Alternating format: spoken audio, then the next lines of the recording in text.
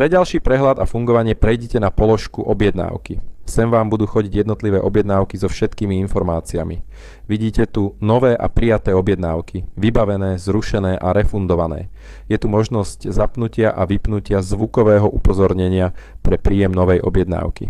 V položke štatistiky máte dostupné informácie o obrate, najpredávanejších položkách a podobne.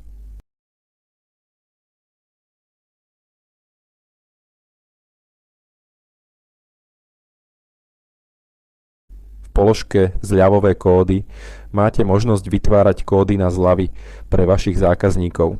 Môžete zvoliť, či má byť zľava pevná alebo percentuálna z celej sumy objednávky. Zvoliť počet platných kódov, ktoré dáte k dispozícii.